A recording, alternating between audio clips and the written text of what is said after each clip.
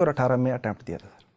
लेकिन आपको लगता नहीं, आपका फॉल बैक प्लान क्या है? अगर नहीं होता है आपका सिविल सर्विसेज में चयन, तो फिर आप क्या करेंगे?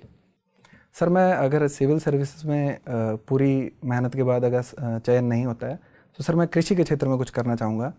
जैसे मैं किसानों के लिए कुछ एनजीओ खोलना चाहूँगा, या फिर अगर सरकार कोई लोन देती है तो मैं एक जो इंस्ट्रूमेंट है उसका पूल बैंकिंग खोलना चाहूँगा सर।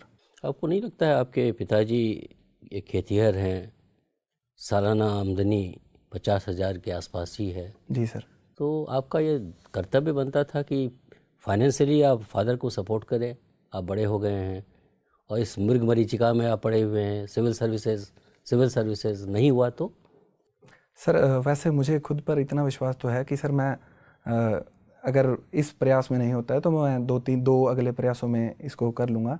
अगर नहीं होता तो सर जो भी कृषि के क्षेत्र में जितने भी नवाचार हो रहे हैं उसमें सरकार अनेक रियायतें देती है सर, और छोटे किसानों के लिए भी अनेक अवसर हैं, जैसे सूक्ष्म सिंचाई, लघु सिंचाई, या फिर अन्य जैसे पुलिंग है, फार्मर प्रोड्यूसर ऑर्गेनाइजेशन है, तो उसके स्तर पर मैं प्रयास करूँगा सर। आपको लगता नहीं है कि आपका सपना जो है वो बहुत ही वैरिड है, मतलब पेंडुलम की तरह है? एक तरफ आप अपने को सिविल सर्वेंट के रूप में इमेजिन कर रहे हैं, दूसरी तरफ एक आप आम खेतिहर के रूप में अपने को इमेजिन कर रहे हैं।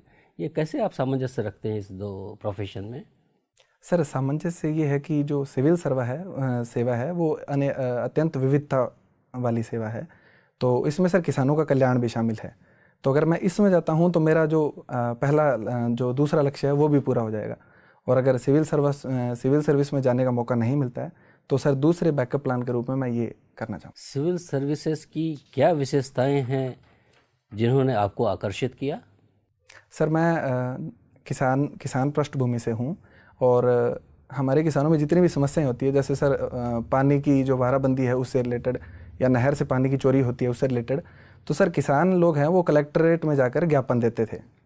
तो इस कारण से मेरा आकर्षण इस सेवा में हुआ, लेकिन बाद में इसके बारे में मैंने और पढ़ा, इसके कार्यों के बारे में, विविधता के बारे में, इसके वेतन भत्तों के बारे में, तो सर मेरा आकर्षण स्वाभाविक था, और उसके बाद में मैंने सर इसके लिए तैयारी चालू की।